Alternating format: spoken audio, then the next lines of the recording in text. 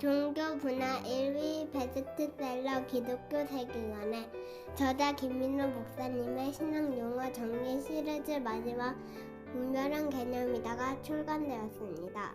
신앙은 개념이다, 예배는 개념이다도 개정판으로 함께 출간되었으며 예스24 교보문고에서 구매 가능합니다. 하나님 말씀은 갈라디아서 5장 1절 말씀, 신약성경 308페이지입니다. 신약성경 308페이지 갈라디아서 1절 말씀 찾으셨으면 우리 다 같이 갈라디아서 5장 1절입니다. 다 같이 우리 한 목소리로 봉독하시겠습니다. 시작. 그리스도께서 우리를 자유롭게 하려고 자유를 주셨으니 그러므로 굳건하게 서서 다시는 종의 멍에를 매지 말라. 아멘. 이 시간은 6.25 전쟁과 기독교 정신이라는 제목으로 김성원 간사께서 나와서 오늘 강의를 해줄 텐데요. 그런 말 있죠. 역사를 잃은 민족은 사실은 나라를 잃게 됩니다. 역사라고 하는 것을 잊어서는 안 되는 이유가 뭐냐면 역사는 일반 계시이기 때문에 그렇습니다. 성경을 잊은, 그러니까 특별 계시를 잊은 백성은 멸망하는 것처럼 일반 계시인 이 역사를 망각하고 또 배우려 하지 않고 또 가르치지 않는 그 나라는 망할 수밖에 없습니다. 어떤 면에서는 이렇게 생각할 수도 있습니다. 왜 교회에서 역사를 가르칩니까? 역사는 계시이기 때문에 그렇습니다. 그것도 우리가 성경적인 관점에서 기독교인으로서 역사를 다시 어떻게 볼 것인가를 고민해 보는 것만큼 또한 또 좋은 기회가 없습니다. 오늘 시간 김성원 강사 나와서 나올 우리 박수로 환영해 주시기 바랍니다.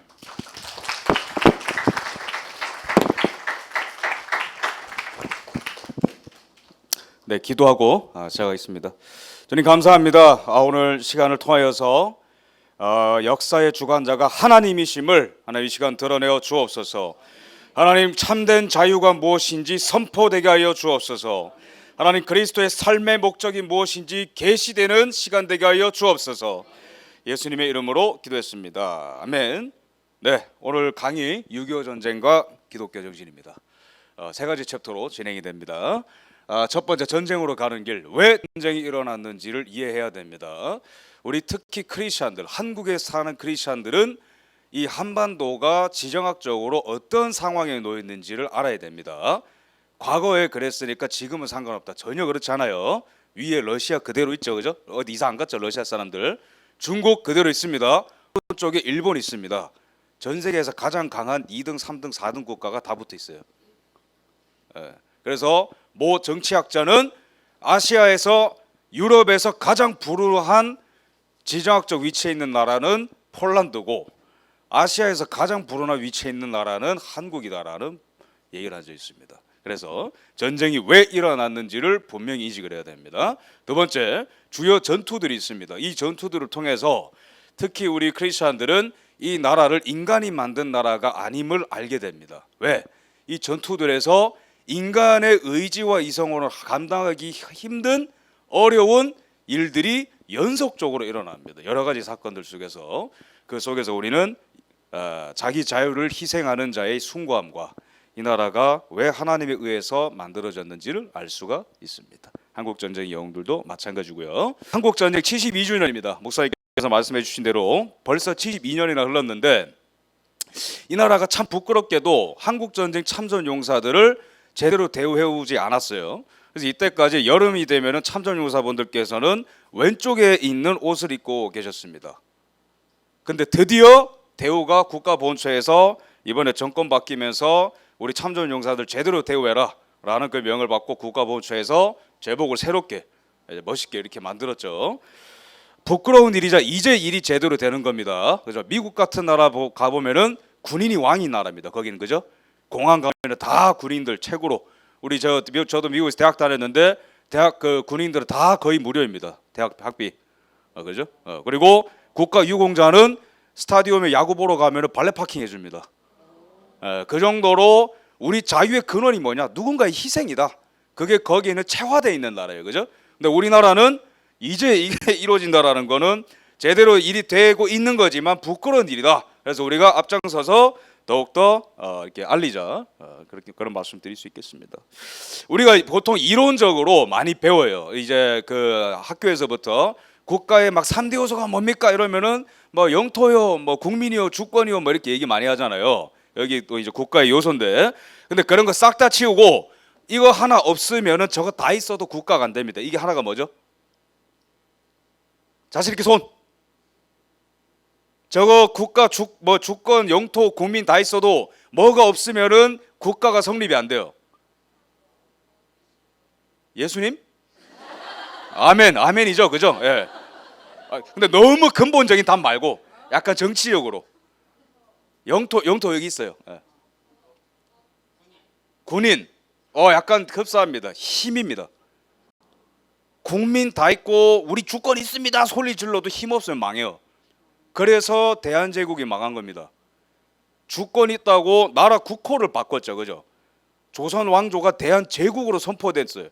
그러니까 원래 그 중국에 조공바치던 나라가 아니고 제국됐습니다 선언했는데도 깔아뭉개죠. 왜? 힘이 없으니까. 그래서 보통 어떤 나라가 만들어질 때는 어떤 이념을 놓고 어떤 집단이 더 힘이 있느냐, 어떤 집단이 더욱더 힘을 넘어서 그 이념을 현실화시킬 의지가 있느냐, 거기서 우위를 점하는 나라가 그 나라를 가져가게 됩니다. 그래서 독일이란 나라도 통일하기 위해서 비스마르크라는 사람을 중심으로 엄청나게 많이 이제 이 전쟁이 일어났었고, 프랑스도 나폴레옹이 등장했지만 그 뒤로 계속해서 전쟁을 하죠. 그게 왜 그러냐면은 어떤 나라 만들 건데 다 생각이 다른 거예요. 그 중에서 힘이 제일 센 사람이 이기는 겁니다. 그럼 한국 전쟁의 의의는 뭐냐? 참된 자유를 위해서 내가 기꺼이 죽겠다라는 사람들의 피가 흐르고 시체가 쌓이고 그 희생들이 만들어낸 결과입니다. 그 의지와 힘이 더 셌다는 거예요. 더 이상 노예로 살지 않겠다라는 그 의지와 힘이 더 강했다라는 거예요. 그런 의미로 이해하시면 되겠습니다. 자, 들어가기 전에 퀴즈를 내겠습니다. 한국 전쟁은 북침이다 남침이다? 조용히 하시고. 북침이다 손. 괜찮아요. 자신 있게 손 드세요. 북침이다 손. 야, 이 교회는 완벽하게 교육이 된 것 같습니다. 이거 안 넘어가네요. 북침에 손 들었으면 제가 국가보안법 위반으로 신고하려 했는데 여기 이제 안 넘어가네. 어쨌든 북한의 남침입니다. 그죠? 북한의 남침 이렇게 이해하시면 됩니다. 한국 전쟁은 또한 이론만으로 나라가 만들어지지 않습니다. 보통 나라가 만들어지려면은 4개의 요소가 있어야 됩니다. 부의 창출, 부의 분배, 국민의 참여, 국민의 국민 만들기 이렇게입니다. 근데 보통 전쟁을 통해서 내 나라라고 인식을 하게 돼요. 그 현실화의 과정이죠. 그래서 한국 전쟁이 많은 것을 유산을 남겼는데 그 중에 하나가 나라 만들기입니다. 저기 참전하는 사람들이 보면은 왼쪽에 있는 분이 뭘 메고 있죠? 지게병이죠. 가마솥? 누가 가마솥이라 했는데 지게병이라죠, 그죠? 지게를 통해서 당시에 물자를 보급해야 되는데 장비가 없으니까 우리 병사들이 지게에다가, 그죠? 이렇게. 또 오른쪽에 있는 사람들은 만 17세, 18세, 19세 이런 남자 청년들이 전쟁에 참전하기 위해서 기차를 타는 모습입니다. 그 다음에 우리 여성분들도, 여군도 그때 창설이 되어서 여군들도 전쟁에 참전했죠. 이게 조선성과 일제치하의 조선인들과 삶이 완전히 다른 겁니다. 왜? 일제와 조선시대 때는 백성의 권리도 적고 책임도 적죠, 그죠? 투표도 못하고 그에 반해서 권리도 적어. 그게 전근대성입니다. 근데 근대 국가는 권리를 많이 가져가. 근데 책임도 엄청 져야 됩니다. 나라가 망하겠다? 그러면 네 목숨 바쳐라. 그게 근대 국가입니다. 그러면서 한국인들의 전근대성에 없었던 DNA가 깨어나게 되는 거예요. 그죠? 그런 엄청난 의미가 있습니다. 또한 두 번째로는 근대 국가가 되려면 토지가 개혁이 되어야 됩니다. 근데 한국 전쟁 때 전 국토가 황폐화가 되어 버렸죠. 그죠? 그러면서 토지 가격이 하락하고 양반들의 계급이 몰락하게 되면서 토지가 급진적으로 분배되는 일이 발생하기도 했습니다. 정치사적인 의미를 여기까지 짚어보고요. 인명피해를 보면 이게 얼마나 큰 규모의 전쟁이었는지를 알 수 있습니다. 국군 사상실종 62만 명, 민간인 사상실종 99만 명. 이게 얼마나 큰 숫자면은 울산 시민 전체가 없어졌다는 거랑 똑같습니다. 100만 명이면은. 그다음에 유엔군 사상자 15만 명, 미군이죠 거의 다. 전쟁고아 10만 명. 북한군 64만 명 사상자, 중공군 97만 명, 엄청 많이 죽었죠, 그죠? 사상자입니다만은 북한 민간인 피해 150만 명. 그러니까 압록강, 두만강부터 부산까지 다 그냥 모든 가옥들, 모든 논밭 이런 게 다 화염에 불탔다 보시면 돼요. 나라가 새롭게 무너지고 다시 출발하는 계기가 된 거죠. 그다음에 해외 파병 규모로는 유엔군 안에서 미군이 제일 많죠. 178만 9천 명이 파병되었습니다. 그다음에 이 전쟁이라는 게 우리나라 해방 언제 됐죠? 몇 년도 몇 월? 여긴 제가 뭐 강의 안 해도 될 것 같은데요. 건국 언제 됐죠? 47년? 48년 8월 15일이죠, 그죠? 근데 이 정치라는 공간은 그냥 우리끼리 알아서 잘 살게 이런 게 안 되는 겁니다, 그죠? 해방이 45년 8월 15일에 되고 건국이 8월 15일에 됐는데 이 3년 동안에 한국인들끼리 자 악수하고 쎄쎄쎄하고 어떤 나라를 만들까 그게 절차가 그렇게 깔끔하게 되는 게 아닙니다. 누군가의 외압이 없는 게 아니에요. 이 한국인들은 해방을 맞았지만 소련 쪽에서는 소련은 항상 이 한반도를 원했습니다. 얼지 않는 항구가 있다. 그리고 북한에는 우라늄이 매장이 많이 돼 있죠. 그리고 기타 천연 자원들이 많이 매장돼 있고 일제 시대에 많은 어떤 발전소, 전력 발전소 같은 것들을 많이 세워놨고 공장을 북한 지역에 많이 세워놨기 때문에 소련은 거기를 포기하고 살 수가 없었습니다. 반면에 미국 입장에서의 이 한반도는 아주 아리까리한 버리자니 뭔가 아깝고 뭔가 남 주자니 뭔가 조금 뒤가 숭숭하고 근데 도와주자니 뭐가 아무것도 없고 이 나라를 어떻게 할까? 그게 3년간의 미국과 소련의 입장이었어요. 소련을 적극적으로 가져가겠다. 그래서 북한 지역에서 가장 존경받던 조망식 선생을 바로 감금시켜버리죠. 신탁 통치를 반대한다는 이유로. 근데 남측에서는 이승만과 김구가 신탁 통치를 반대한다 세게 나왔고 거기에다가 미군과 충돌을 일으키니까 김구 선생은 테러를 하겠다고 난리가 나죠. 그래서 김구 선생도 미군정으로부터 아웃당하고 이승만 대통령 혼자 왜 자유민주주의로 가야 되는지 막 싸우고 있었던 게 45년에서 48년입니다. 전쟁은 50년이고 그러면서 미국도 처음에는 소련한테 끌려다녔죠. 루즈벨트라는 대통령이 건강이 매우 안 좋았던 사람입니다. 소아마비 갖고 있었던 사람이죠. 그러다가 사선에 성공했는데 이분이 당선되자마자 바로 사망을 하고 그때가 2차 대전 후반기였어요. 그때의 문제는 미국과 소련의 논의는 독일이 이제 끝났으니까 독일을 어떻게 처리할까? 동유럽의 영토는 어떻게 할까? 아시아의 영토는 어떻게 할까? 그 얘기가 나오던 때입니다. 그러다가 부통령인 이 트루먼이라는 사람이 대통령이 됐죠. 대통령이 루즈벨트가 사망했으니까 이런 거 다 아시죠, 그죠? 대통령이 됐는데 이 사람은 미주리주 출신입니다. 미주리주 출신. 미국에서 미주리주 출신 이러면 어떤 느낌이냐면 상남자, 남부, 시골, 깡시골, 사각턱 그런 느낌. 미주리주 출신 이 사람 딱 보니까 딱 봐도 나는 공산주의 싫다. 사람이 다른 거예요. 프랭클린 루즈벨트랑. 그래서 반공을 내걸었죠. 저분이 이제 트루먼 대통령입니다. 그러면서 여기서 말하는 거는 소련과 점점 사이가 나빠진다. 그 얘기를 하는 거고요. 그 다음에 전쟁이 일어날 때 우리는 중국과 러시아와 일본의 동향을 살필 필요가 있습니다. 앞으로도. 근데 이때도 중국이 심상치 않게 돌아갑니다. 한국 전쟁은 중국의 내전 상황과 맞물리면서 일어난 사건이라고 보시면 돼요. 중국에서 어떤 현상이 일어나냐면은 중국의 국민당의 장개석, 공산당의 모택동 이거 다 아시죠? 여기 이제 사진 우측 한시 방향에 있는 머리 벗겨지신 분이 장개석, 국민당 그리고 왼쪽에 있는 모택동인데 이 두 사람이 이렇게 사이 좋아 보이지만은 앙숙이죠, 그죠? 그래서 일제 시대 때는 우리나라만 일제 지배 받은 거 아닙니다. 중국도 일제 지배를 받았어요. 그때는 이 국민당과 공산당이 하나가 되어서 일제랑 대항해서 싸우다가 일제가 패망을 했죠. 근데 우리나라가 해방을 맞은 것처럼 이 나라도 해방을 맞았는데 그때 이후로 국민당과 공산당은 엄청난 내전에 들어갑니다. 우리나라랑 사이즈가 달라요. 여기 전쟁은 너무 크고 너무 많으니까 사람이. 그거를 45년부터 49년까지 쫙 이어갑니다. 최종 승자는 누가 됐죠? 중국 공산당이 됐죠, 그죠? 그래서 1949년 10월 1일에 중화인민공화국이 수립이 되죠. 그러면서 이 한국을 중심으로 해서 자유민주주의 국가가 늘어나던 게 아니고 공산국가가 계속 늘어나는데 문제는 중국은 너무 큰 나라고 한국이랑 붙어 있는 나라인데 이 큰 나라가 적화가 됐다는 것은 굉장히 위험한 사인이죠. 그래서 이거 그냥 다 생략하겠습니다. 미국과 중국인들이 이제 화가 나게 된 과정입니다. 쉽게 말하면 무슨 말이냐면 우리도 2차 대전 때 일본과 대항해서 싸웠다. 그런 어떤 이제 그 주장하고 싶은 거예요. 읽지 마세요. 절 보세요. 괜찮아요. 제가 다 요약해서 말씀드릴게요. 근데 미국은 중국을 잘해주는 게 아니고 일본과 싸웠는데도 불구하고 일본을 너무 잘해주는 거예요. 왜? 원래 미국은 친일 국가입니다. 일본 엄청 좋아해요. 지금도 좋아하고. 뭐에 그렇게 홀렸는지 모르겠어요. 그 뭐 사쿠라에 홀렸는지. 근데 어쨌든 농담이고 일본을 너무 좋아해가지고 일본이랑 전쟁했으면 일본을 좀 꼴만 때려야 되는데 일본을 너무 잘해주는 거예요. 그 주된 이유는 지정학적으로 소련을 방어하기 위해서는 방패로 써야 되니까 일본을 너무 예뻐주는 겁니다. 원자폭탄 떨어뜨린 나라인데도 다 복구시켜주는 거예요. 일본을.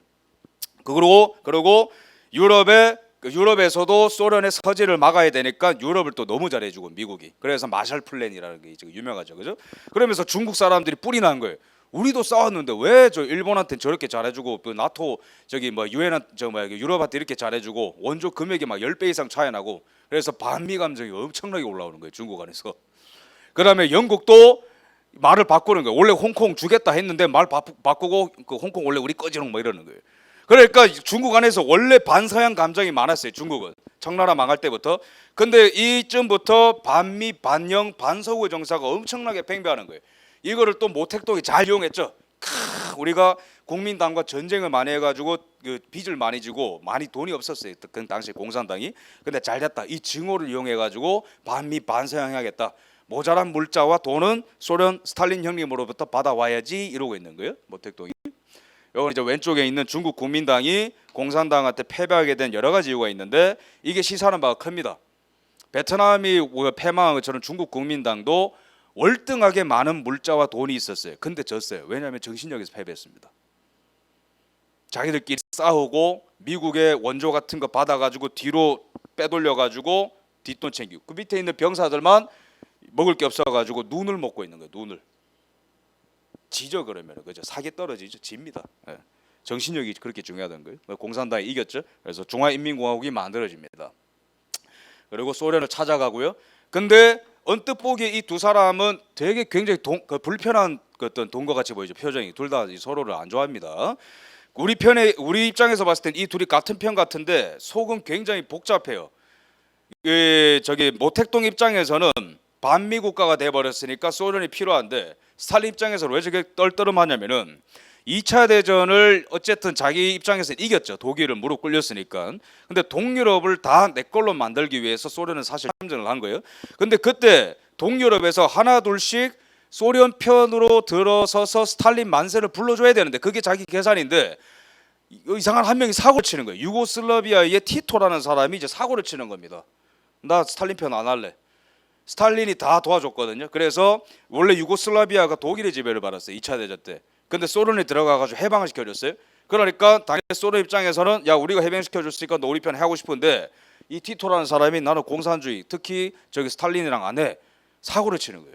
그래서 스탈린이 심기가 매우 불편해지는 거예요. 저 사람이 사고를 치면은 요 동유럽이 도미노처럼 무너져서 다 사고를 칠 것 같다. 심기가 불편한 와중에 모택동이라는 사람이 중국을 통일해 버렸어.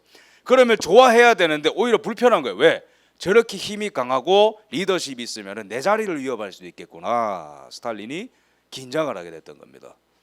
그러면서 한 가지 묘수를 찾게 되는데 소련도 원자폭탄 개발에 성공하게 되면서 이제는 미국이 무서울 것 없고 모택동도 많이 컸고 미국한테 한 방 먹여야겠고 모택동도 미국에 대한 증오가 장난이 아니고 그래서 스탈린이 머리를 굴려서 생각해낸 게 바로 미국과 중국의 힘을 동시에 약화시켜야겠다.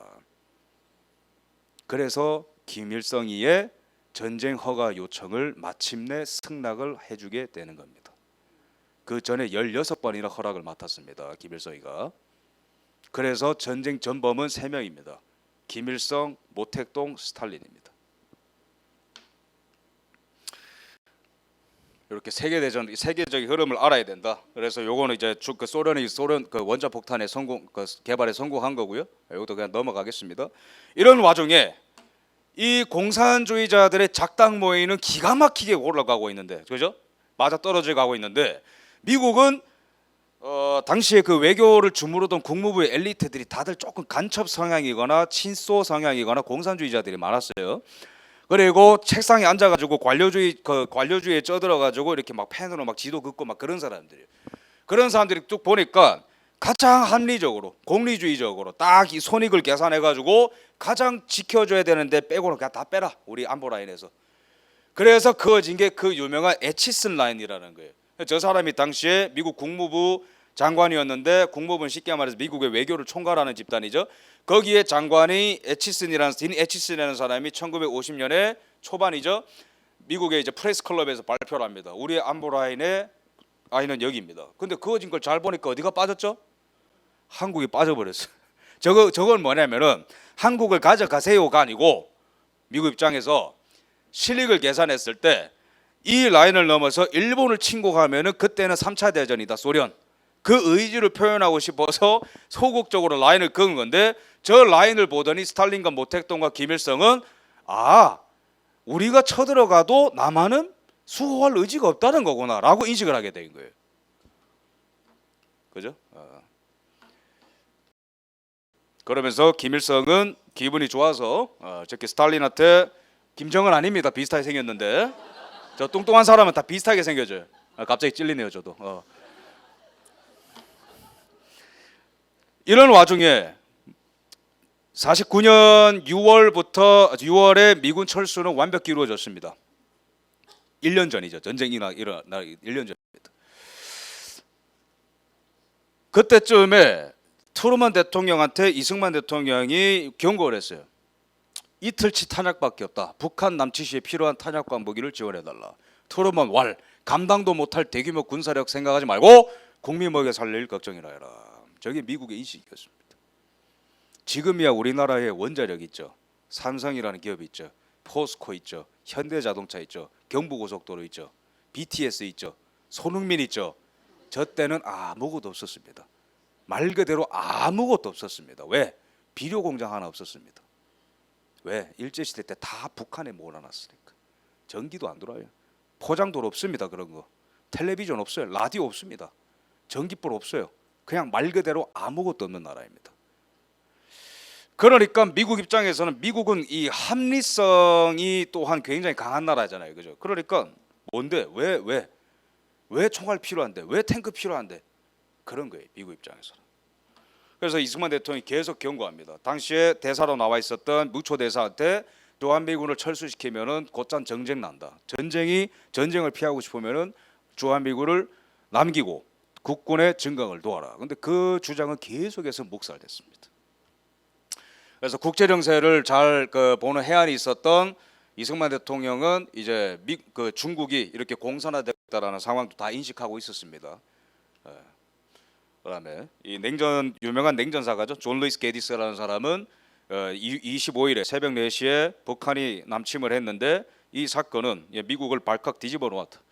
차마 예상하지 못했지만은 일어난 사건을 보니까 느껴지는 거예요. 이게 얼마나 큰 사건인지. 집단 안보 체제에 대한 전체적인 도전으로 인식이 되었다. 그러니까 쳐들어오기 전에, 전쟁 일어나기 전에는 뭐 오겠어? 이런 마음이었는데 막상 남침이 일어나니까 이게 자유진영 전체에 대한 도발이구나라는 인식으로 받아들여졌다라는 거예요. 새벽 4시에 북한군이 드디어 남침을 개시했습니다. 당시에 이 6.25는 주일입니다.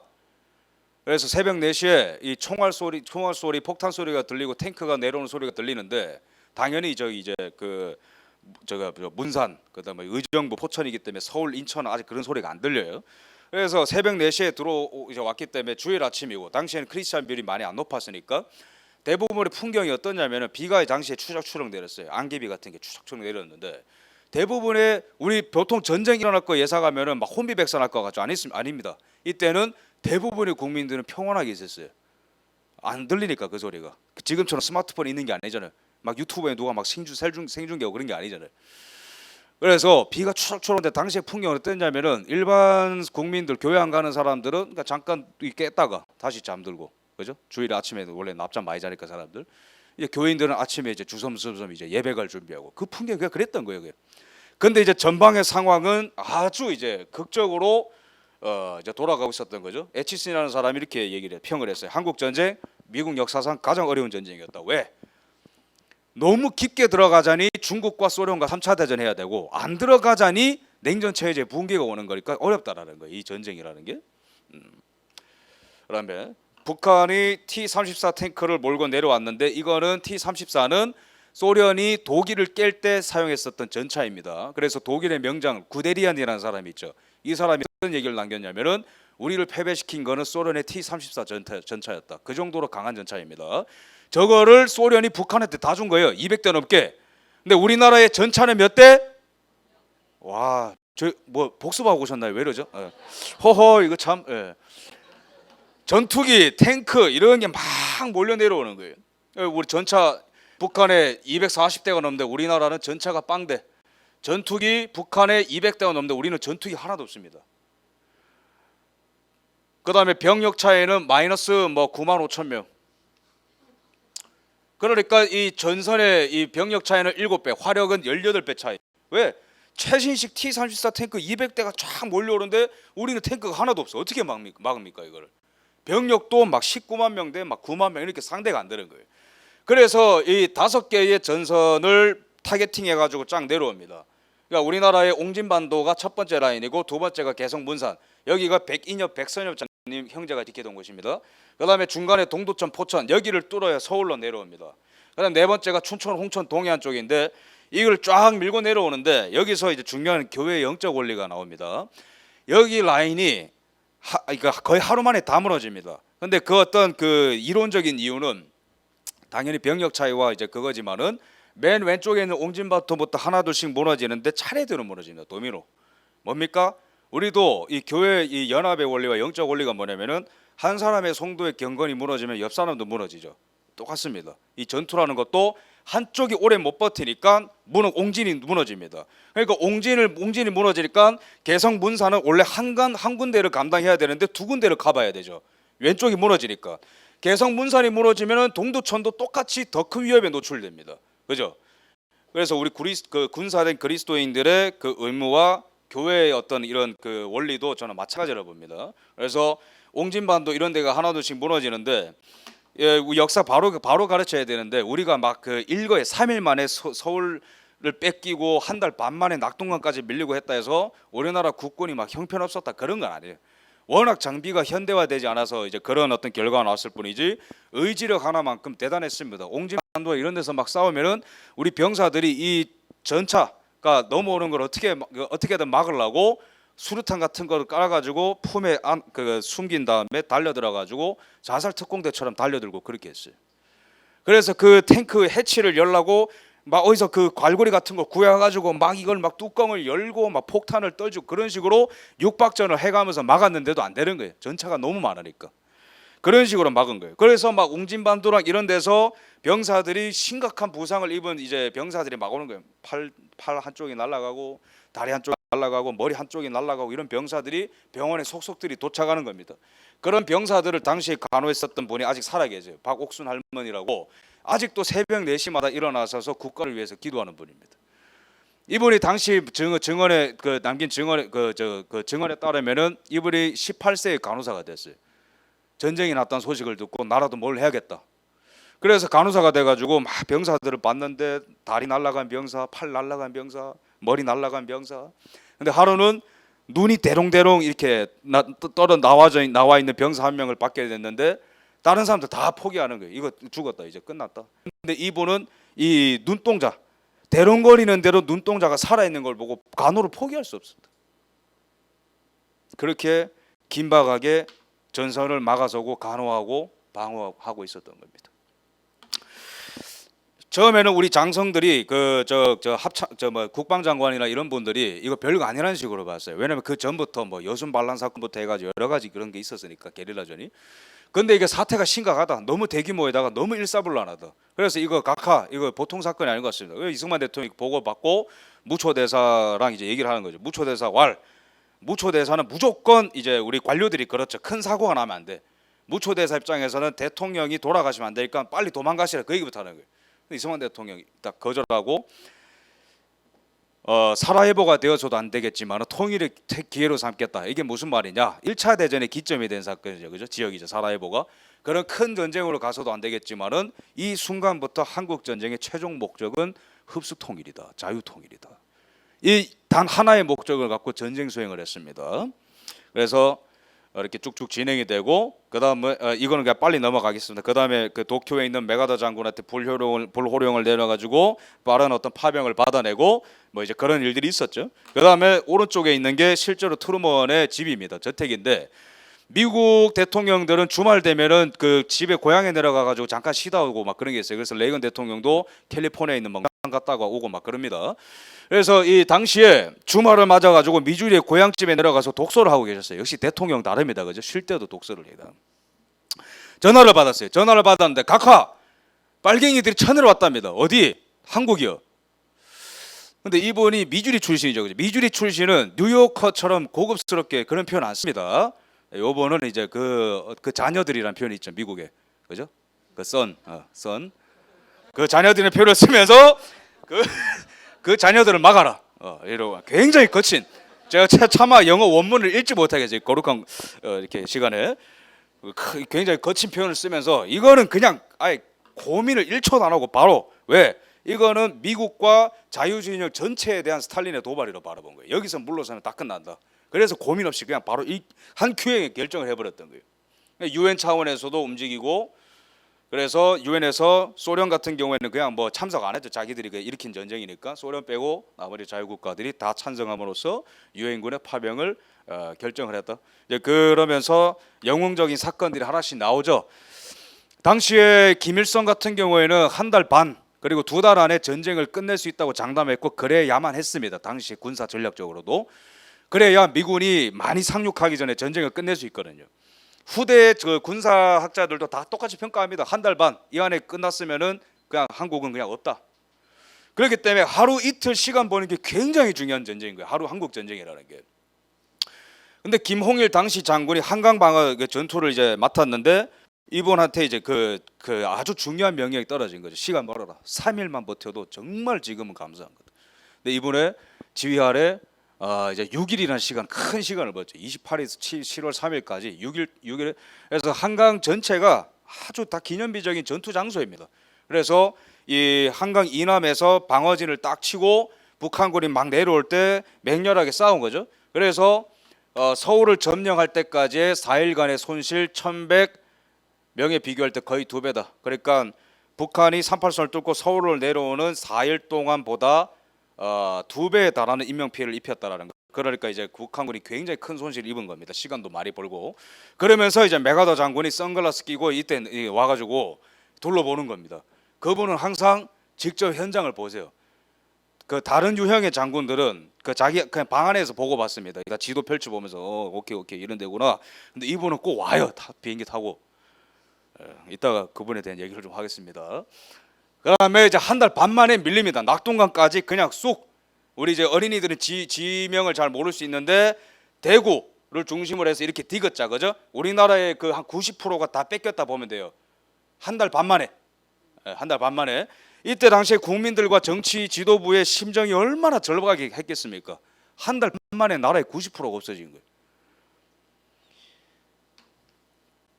근데 이 북한군이 내려가면서 병사만 죽인 게 아니고 민간인들을 엄청나게 학살했습니다. 당시에 북한 인민군에 학살된 우리나라 그 민간인들 사진입니다. 이렇게.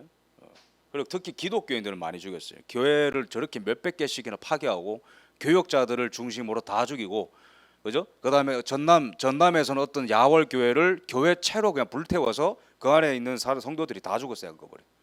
왜 이런 짓을 할까요? 이 사람들 공산주의자들이. 마르크스 왈 종교는 인민의 아편이니까 그 사람들한테. 왜? 내세에서의 구원, 하나님의 나라 이런 것에 집중하다 보면 현세에서의 혁명을 싫어하게 된다. 그래서 기독교는 박멸해야 된다.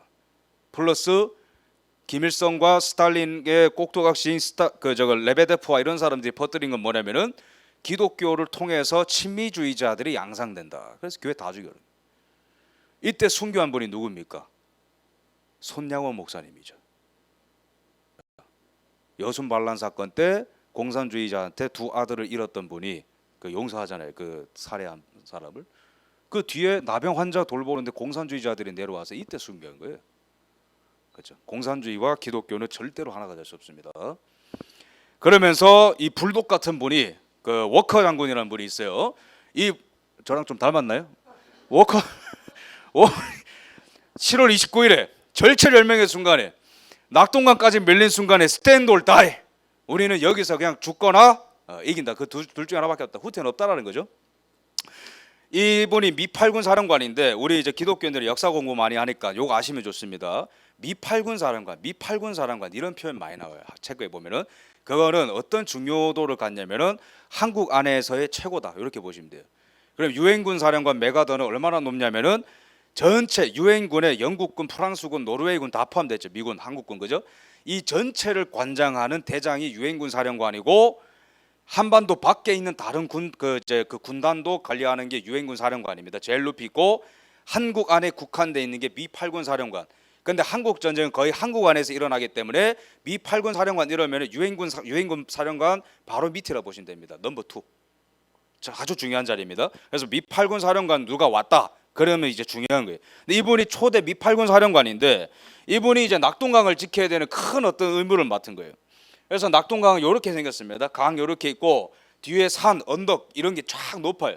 여기를 이제 둘러싸고 이거를 지키느냐 마느냐의 전쟁이죠. 그래서 8월부터 9월 중순까지 쭉 이어집니다. 그래서 여기가 뚫리면은 한국은 없어지는 거고 지키면은 역전할 수 있는 겁니다. 이 차트가 뭐냐면은 당시에 국군 미군이 8월 1일부터 31일까지 얼마나 많이 죽어갔는지 딱딱딱딱 하는 건데 저기 실종자도 다 사망이라 보시면 됩니다. 계속해서 많이 죽어가요. 여기 있는 사람들이 우리 중학생들, 고등학생들입니다. 그 입대하려고 이렇게 한 거예요. 낙동강 방어 전투에 하려고. 왜 이런 어린 학생들까지 참전을 하고 그 입대 이거를 지원을 할 수밖에 없냐면은 너무 많이 죽으니까. 오늘 몇 명 입대했습니다. 딱 30, 예를 들어 명단을 받아요. 그럼 이제 받으면은 오케이. 근데 그 다음날 그 명단은 소용없습니다. 왜? 다 죽으니까. 그래서 이 낙동강의 강 전체가 핏물이 되고 이 산 전체가 시체로 이제 쌓였어요. 그게 낙동강 전투의 처절함입니다. 이거는 이제 뭐 미군도 이제 속속들이 도착하고 그러면서 어니스트 코마라는 이분도 이분이 뭐 이때 뭐 대위였나요? 어쨌든 이분도 이제 영웅적인 전투를 치렀는데 요분이 낙동강 방어를 하면서 어떻게 치열하게 싸웠냐면 우리 피라는 영화 아시나요? 브래드 피트 나오는 거 머리 이렇게 빗자루처럼 뒤로 해가지고 탱크 하나로 이렇게 싸우는 영화 있죠. 유명한 영화 있습니다. 근데 그 영화의 거의 실화판이 이 전투입니다. 낙동강 전투에서 일어납니다. 어니스트 코마라는 사람 분이 이제 이 탱크를 딱 이제 지휘하는 분인데 북한군 병사가 300명 이상. 근데 우리나라 그 국군과 유엔군은 태각하는 상태. 그럼 탱크 혼자 그걸 다 지켜야 되는 거예요. 다 방어해야 되는 거예요. 300대 1. 그래서 8시간 이상 사투를 벌여서 다 이겼습니다. 어떻게? 북한군이 이 해치를 열려면은 북한군도 이 괄골이 뭐 이런 거 갖고 와가지고 막 열고 난리도 아니에요. 왜냐면 탱크 안에 있는 사람을 꺼내면 이기니까. 그거를 막 안 열어주려고 막 싸우고 막 총검으로 찌르고 수류탄 던지고 막 탱크로 막 360도 돌고 막 8시간 동안 그렇게 싸운다 생각해 보세요.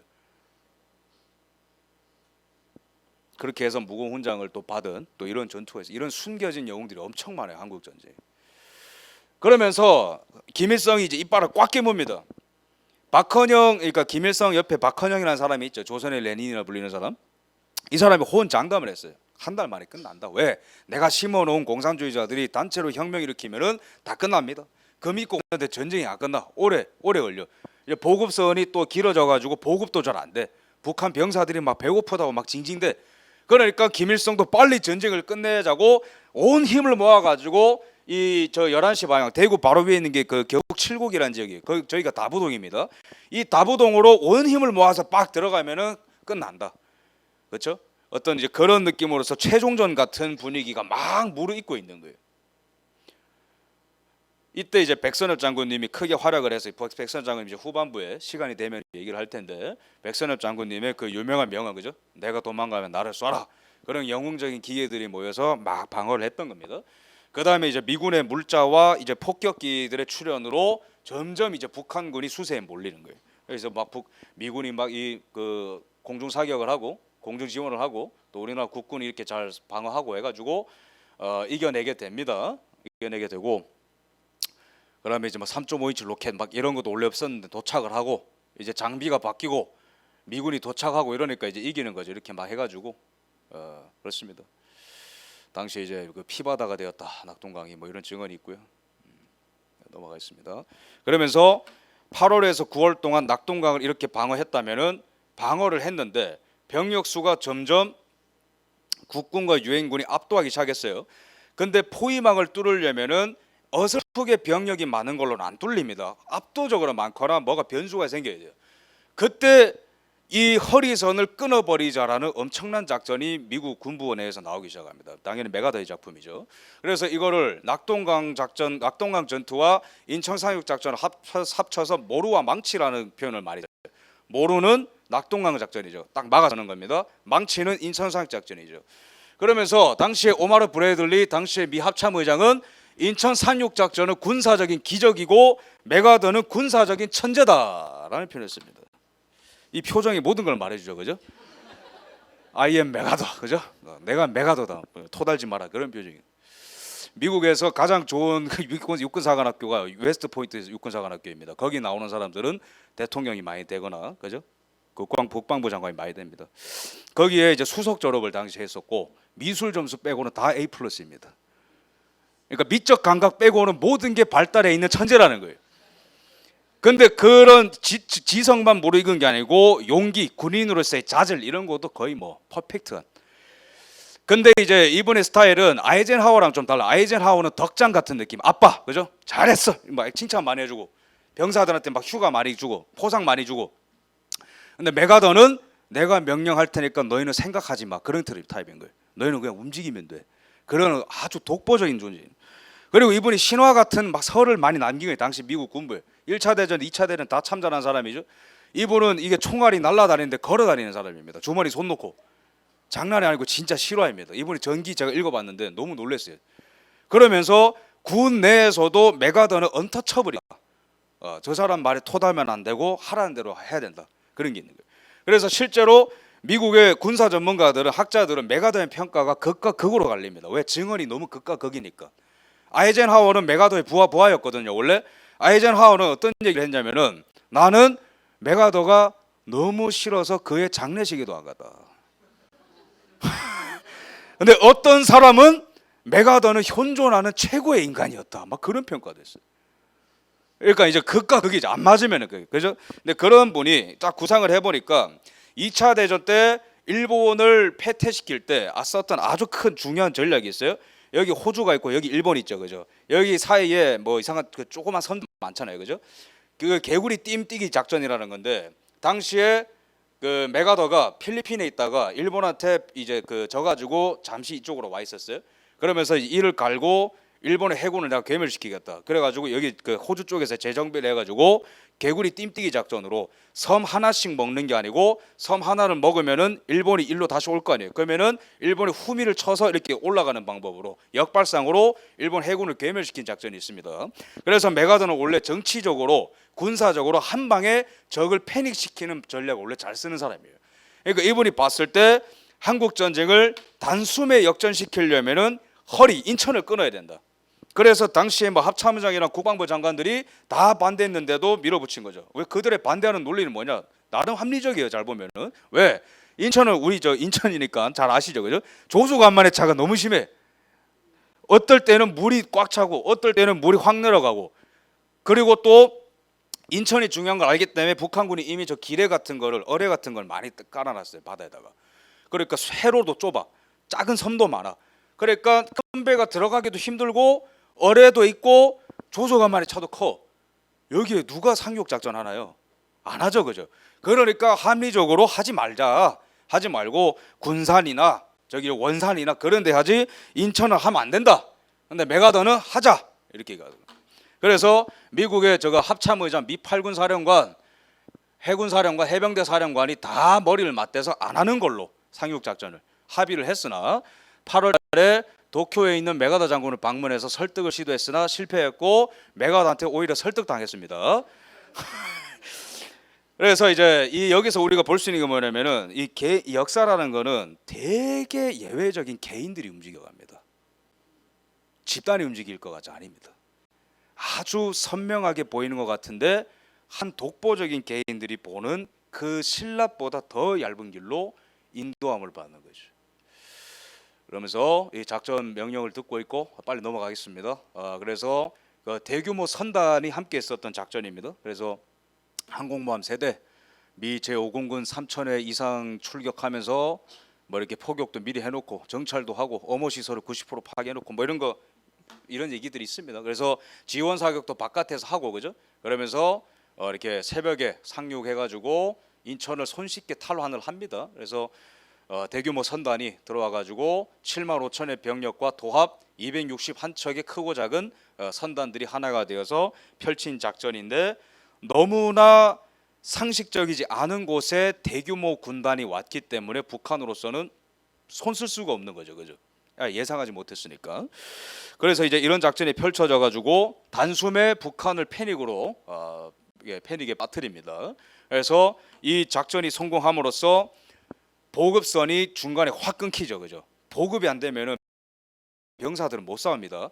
그런데 인천이라는 허리라는 지역이 확 끊기면서 여기 밑으로 그 북한 병사들이 다 갇히는 거예요. 낙동강 그 이북 북한군이 보급을 못 받고 다 갇힌다라는 거는 거의 싸우지 못하는 상태가 된다는 거예요. 괴멸시킨 거는 시키는 것은 식은 죽 먹기가 된다라는 거죠. 그래서 이 역전이 이제 일어나는데 우리 이제 이 교회가 있는 곳도 인천 아닙니까? 역전의 역사가 있는 곳이 인천입니다. 그래서 우리가 지금 한국 교회가 어렵고 한국이 어렵다 하더라도 이 인천 지역부터 부흥이 시작되어서 역전이 시작될 수 있도록 시사하는 그런 이제 의미가 있다고 저는 생각합니다. 교두보가 마련된 것이죠. 그래서 이런 일들이 있고 근데 그 전에 한국 교회 회개가 있었습니다. 부산에서 우리 낙동강까지 밀렸을 때 북한에서 교계 지도자들이 북한이 아니고 부산에서 교계 지도자들이 초량교회라는 곳에서 피난 와 있는 목사님들 장로님들이 구국기도회를 이제 했습니다. 여기서 많은 기도를 하고 회개를 했는데 가장 중요한 것은 신사참배에 대한 회개입니다. 주여 일제시대 때 우리가 거짓 신에 절했던 것을 회개하오니 이 나라에 이 한국교회 마지막 기회를 주옵소서. 그런 회개 기도가 있었다는 거예요. 낙동강 전투를 막 치열하게 할 때. 그래서 이 나라의 역사는 기독교와 함께 간다. 9월 28일에 서울을 수복을 합니다. 마침내 서울을 수복하고요. 또 이제 감사 표창장을 또 메가더 장군에게 수여를 하고 있습니다. 이러면서 미국은 아주 자신감을 갖게 됩니다. 이 전쟁은 이제 끝났다. 이제 우리가 승리할 거고 뭐 약간의 어려움이 있었지만은 그래 한반도 이제 우리 거다. 이런 이제 막 자신감이 있는 거예요. 그래서 트루먼도 이제 그 웨이크 섬이라는 곳에서 메가더 장군과 만나가지고 여러 대화를 하는데 중공군의 개입 가능성에 대해서 이 두 사람이 얘기를 해요. 아예 몰랐던 게 아닙니다. 근데 이런 이유에 따라서 올 것 같진 않다라고 결론을 내버린 거예요.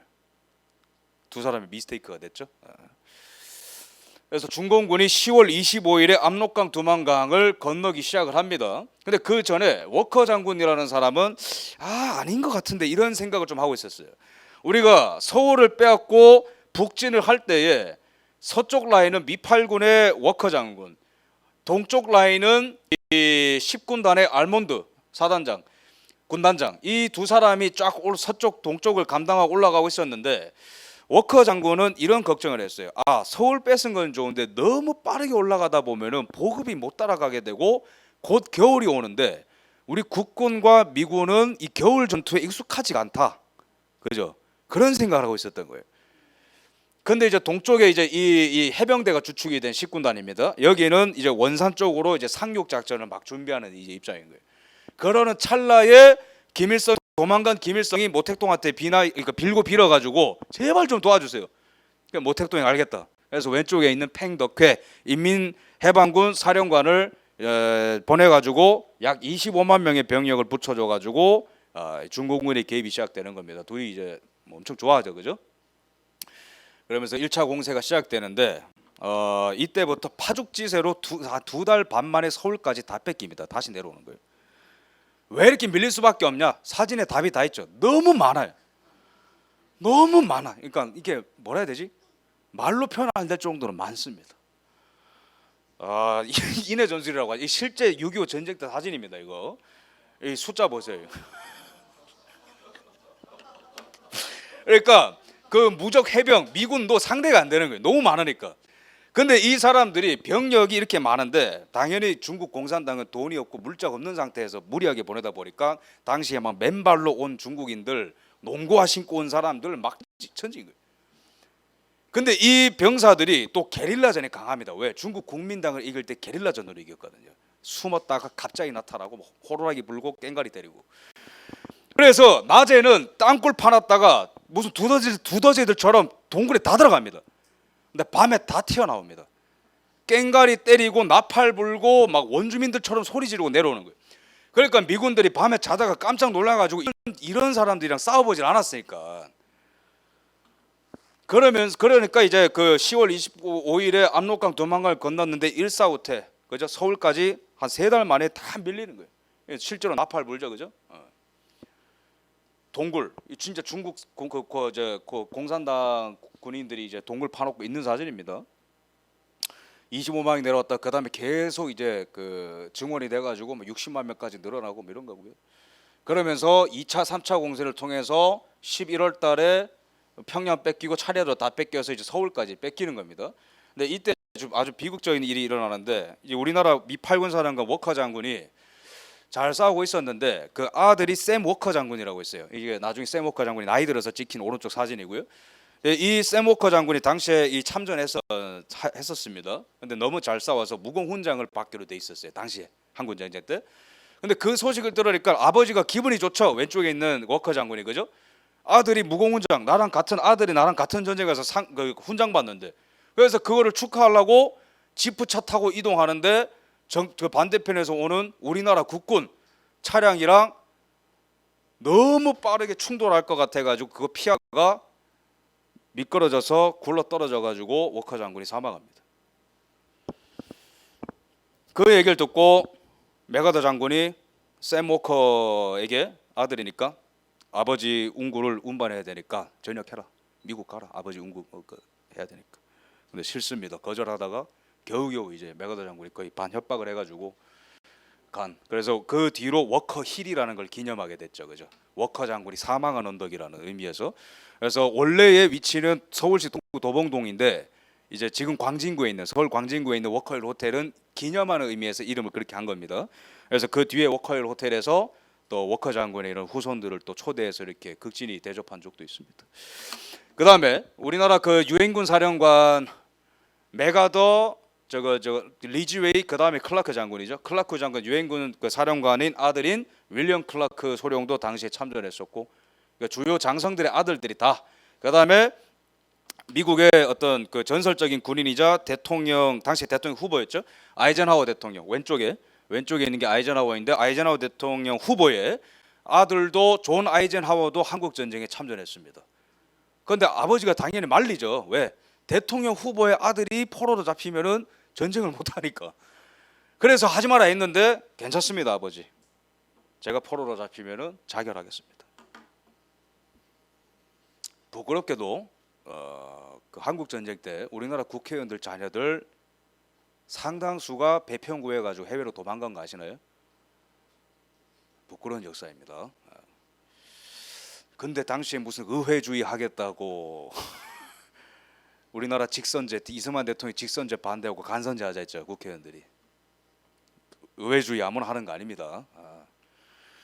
이게 이제 우리나라 서울을 이렇게 중공군한테 뺏긴 적이 있습니다. 이게 실제 사진입니다. 칼라로 복원됐어요. 막 좋아하고 있죠, 그죠? 그러면서 우리나라 이제 그 미군들과 국군과 피난민 그 일들이 막 이제 일사후퇴 때문에 이제 내려가는 거예요. 이때부터 눈이 오니까.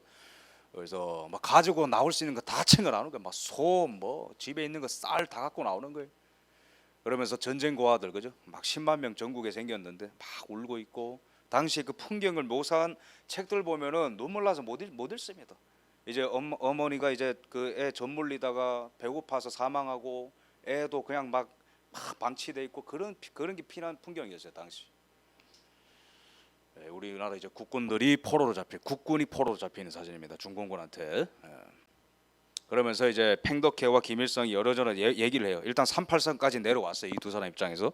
근데 팽덕회 입장에서는 현실주의적으로, 야, 이건 너무 힘들다, 보급선 너무 길어지고 잠시 좀 쉬자. 근데 김일성 입장에서는 자기가 싸우는 게 아니니까 계속 더 싸우자는 거예요. 빨리 내려가야 된다. 우리가 시간 지체하다가 졌다. 그러다가 모택동이 본토에서 팽덕희한테 김일성 말이 맞다, 내려가라 해가지고 4차 공세, 5차 공세를 막 하게 됩니다. 38도선이 37도선으로 36도선으로 계속 내려가는 전투가 그런 이제 4차 공세, 5차 공세. 지금의 영토가 아닐 뻔했습니다. 이런 이제 전투가 계속 이어지는데 이때 메가더 장군이 해임이 됩니다. 메가더 장군은 이 중국 본토를 원자 포탄 떨어뜨리면 이긴다 쪽이었고, 트루먼 입장에서는 이 전쟁이 3차 대전으로 가면 안 된다. 계속 옥신각신하다가 어쨌든 서열상 대통령 위니까 잘렸죠. 그 뒤에 리즈웨이 장군이 부임을 했습니다. 유엔군 사령관으로. 이분이 이제 4차 공세, 5차 공세를 막아낸 이제 총지휘관으로 유명한 분이에요. 이러면서 아주 중요한 전투, 지평리 전투. 제가 저기 빨갛게 동그랗게 한 곳이 양평입니다. 지금 양평 지역인데 저 지역이 왜 중요하냐면은 저때 썬더볼트 작전 이런 걸 통해 가지고 서울의 이 한강 이남 지역을 살짝 뺏었어요. 거기서 도망가서 중공군이 우회해서 양평을 빼앗겠다라고 우회하던 중이었습니다. 근데 만약에 양평을 빼앗기면은 전략상으로 동서남북이 다 뺏깁니다. 그렇기 때문에 저 양평 지평리 전투를 성공적으로 치르는 게 아주 중요해지는 이제 상황이 온 거죠. 이때 이걸 지평리 전투라고 하는데 이때에 이제 두 명의 영웅이 탄생하게 되는데 폴 프리먼 미국의 대령과 프랑스의 랄프 몽클라르라는 장군입니다. 이 두 분이 엄청나게 이제 싸우는데 숫자 차이가 얼마나 나면은 유엔군 5,600명 대 중공군 5만 명, 그러니까 10대 1인 거예요. 10대 1로 둘러싸였는데 여기 지형이 어떻게 돼 있냐면은 이게 이 저지대가 중간이야. 그러니까 고지대를 5만 명이 둘러치고 있고 5천 명이 중간에 있는 거예요. 10대 1로. 이 상황 속에서 이렇게 막 치열하게 싸우는데 저기 이제 폴 프리먼 대령이 하루는 텐트에서 자고 있었어요. 근데 갑자기 그 사방에서 수류탄이 톡톡톡톡 떨어지더니 쾅쾅쾅쾅 터지더니 텐트 근처에서 하나 팡 터졌어요. 근데 그때 이분이 저 운이 좋은 게 하나님이 하신 거죠.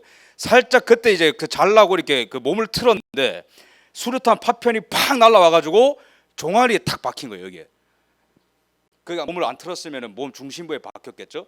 그래서 벌떡 일어나가지고 부상 입은 이제 몸으로 막 싸우는데 그 위에 상관이 리즈웨이 장군이죠. 리즈웨이 장군이 부상 입었으니까 폴 프리먼 대령한테 피해라, 대피해라. 근데 폴 프리먼 대령이 명언을 남겼죠. 아닙니다. 우리 대원들을 여기까지 데려온 건 나니까 끝까지 제가 책임지겠습니다. 10대 1로 싸웁니다. 결론은 여기를 방어했죠. 방어했는데 이때 또 프랑스의 유엔군에 속해 있었던 프랑스군, 이분이 이제 랄프 몽클라르라는 이제 대령 장군인데 이분의 아들이 이런 얘기를 했어요. 우리 아버지는 프랑스라는 나라는 원래 억압받고 억압받고 있는 사람들을 도와주는 나라다. 그것 때문에 내가 온 거다. 아버지가 이제 그런 얘기를 남겼어요. 근데 이분도 당시에 지평리 전투에서 싸웠던 분인데 중공군이 이 나팔과 꽹과리로 재미를 많이 봤죠, 그죠? 시끄럽게 하는 거야. 막 이 상상해 보세요. 여러분 가만히 있는데 꽹과리랑 막 맨발로 뛰어온다 생각해 보세요. 일단은 기세에서 밀리잖아요. 근데 이분이 이제 랄프 몽클라라는 분이 시끄럽게 하니까 작전이 뭐냐, 더 시끄럽게 하겠다. 사이렌을 틀어버린 거예요. 저기서 막 꽹과리 와당탕 하니까 여기는 막 엥 하고 막 울리고. 지금은 이제 우리가 웃으면서 얘기할 수 있겠지만 이런 분들의 정말 그죠, 내 생명 여기서 내려놔도 좋으니까 난 옳은 것을 위해서 싸우겠다. 그 얼마나 위대하고 숭고합니까, 그죠? 그리고 또 우리 이제 임부택 장군이라는 분도 이 중공군 세계 사달의 공격을 받고도 반격해서 2만 명을 사살하고 3,500명을 포로로 잡는 또 전쟁 최대 승리가 있었고, 외국군만 잘 싸웠던 게 아닙니다. 우리나라 국군도 잘 싸웠고요. 이런 전투들이 계속 이어지고 밀고 당기기를 계속 했습니다. 근데 이제 이런 지평리 전투 이전에 한국 전쟁에 여러 가지 전투가 있어요. 여러 가지 정말 가슴에 남는 그런 그 전투들이 있는데 저는 딱 하나 꼽으라면 저는 장진호 전투를 꼽습니다. 그 의미에 대해서 누가 묻는다면 장진호 전투는 평안남도에 있는 일본인들이 일제시대 때 인공적으로 만들어 놓은 호예요. 그 전력 발전소를 하려면 그 물을 모아야 되니까 인공호를 만든 거예요. 그래서 근데 어쨌든 여기서 있었던 전투인데 이게 어떤 평가를 받냐? 모스크바 전투, 스탈린그라드 전투와 함께 가장 치열했던 3대 동계 전투 중에 하나이며 미 해병대 창설 이후에 가장 치열했던 전투 중 하나로 꼽습니다. 실제로 미국 가면은 장진호 전투를 초신 레저보어이라는 이 표현을 써요. 초신 레저보어. 장진호라는 뜻인데, 그래서 미 해병 메모리얼 파크 같은 데 가면은 이렇게 항상 센터에 이렇게 배치해 놓습니다. 장진호 전투를. 그래서 초신퓨라는 단어도 많이 유행을 했죠. 거기서 살아남은 사람들은 정말 선택받은 소수다. 그 정도로 치열한 전투입니다. 이 풍경이 이렇습니다. 장진호라는 곳은 옆에 고지대 산과 계곡이 이렇게 있는 곳인데, 이때가 한겨울이었어요. 11월에서 1월 동안 치러진 전투니까 가장 추울 때죠. 이북 지역에서 고지대가 11월 1월 넘어갈 때 영하 30도까지 내려갑니다. 그래서 이런 입김이 나오는 거예요. 여기에서 유일한 장점은 피가 빨리 어는 거, 그거밖에 없습니다. 얼마나 춥냐면은 5분 잠깐 잠들면 몸이 안 움직입니다. 발이 더 빨리 어는 사람은 발을 잘라내야 돼요. 너무 이거는 그냥 돌이킬 수 없을 정도로 동사가 되어버리니까. 그런 곳에서 전투를 치러야 되는데 왜 이런 극한의 상황이냐? 이건 이제 얼어 죽은 당시 미군 병사들입니다. 도대체 상황이 뭐길래? 설명을 좀 해드리겠습니다. 제가 아까 말씀드렸다시피 서쪽은 8군이 올라가고 동쪽은 미 10군단이 올라갑니다. 호기롭게 막 올라가는데 중공군의 25만이 내려왔죠. 그러면서 서쪽 라인은 미 8군의 워커 장군이 이끄는 미 8군은 붕괴를 바로 해버리고, 동쪽도 이제 포위가 되기 시작하는데, 이때는 미 해병 1사단이 올라가고 있던 와중에 25만의 절반 12만 정도가 장진호 쪽으로 온 겁니다. 그러니까 장진호에 갇혔고, 미 해병 1사는 12만 중공군은 둘러싸게 되고, 그 다음에 북한의 민간인들은 여전히 대피하지 못하는 상황 속에서 여기서 다 같이 괴멸하느니 해병 1사단이 남아서 12만 중공군의 발을 묶고 나머지 민간인들과 병사들이 흥남으로 철수할 수 있도록 시간을 벌어라. 이게 특명인 겁니다. 이때 메르디스 빅토리오를 타고 누군가가 내려왔죠, 그죠? 네. M으로 시작하는 분입니다. 네. 혹시 모르는 분들을 위해서 문씨입니다. 네. 여기 흥남 철수 작전. 그러니까 이 작전이 이만큼 힘든 거죠. 이런 지역에서 영하 30도에 걸어서 여기를 올 수 있습니까? 걸어서 와야 되는 거, 걸어서. 그리고 12만 명이랑 싸워야 됩니다. 그래서 인명 피해를 보면은 3만 명 대 12만 명, 4대 1. 지형은 이런 곳, 영하 30도, 2달. 그래서 전사자 700명, 실종자 200명, 3,500명의 부상자, 6,200명의 비전투 사상자, 이게 다 얼어 죽은 사람들이에요, 미군에서. 중공군의 전사도 만만치 않죠. 2만 5천 명 사망하고 12,000명 부상당하고, 낮 기온 20도, 밤 기온 영하 30도. 그래서 에드윈 호이트라는 군사학자는 이런 평가를 내렸습니다. 군사상 가장 위대한 후퇴 작전 가운데 하나. 일견 맞는 말인데 미국 해병대원 앞에서 이 얘기하면은 큰일 납니다. 왜? 우리는 한 번도 후퇴한 적이 없다. 우리는 후방으로 공격을 계속 지속했을 뿐이지 우리는 단 한 번도 후퇴 명령을 받은 적이 없다. 그래서 올리버 스미스 해병 1사단장, 이 사람이 총지휘관이고요. 오른쪽에 있는 중공군 구병단 사령관, 4만 명 대 12만 명의 대결이었습니다. 넘어가겠습니다. 넘어가고 여기서 이제 전투를 치르는데 압도적으로 불리한 지형이죠. 이러면서 이렇게 이 퇴강 루트입니다. 이렇게 나가는 루트, 흥남까지 가는 루트가 이렇게 생겼어요. 그러면서 여러 병사들이 동사하고 해병대의 신조가 또 내 죽은 전우들 전장에 내버려두지 않는다. 그게 그거 때문에, 신조기 때문에 사망했어도 내 전우의 시체를 찾아오겠다. 찾아가면서 또 그 병사는 또 사라지고 어딘가에서도 쏘는지 못하는, 그 눈보라가 날리는데 어디서 쏘는지 알 수가 없어요. 중공군이 폭탄이 날아오고 총알이 날아오고 쓰러져 가고, 자고 일어나면 누군가가 죽어 있고, 그런 아비규환 속에서 계속 하루하루가 가는 거예요. 먹을 건 없고 보급이 안 되니까 이 지역은. 그런 곳에서 하루하루 이제 이렇게 이 사람들이 버텨가는 겁니다. 그러면서 이런 또 좋은 지역에 나타나면 천막을 치고 이렇게 있는데, 여기서 또 이렇게 사망한 병사들 트럭에 이제 싣는 거고요.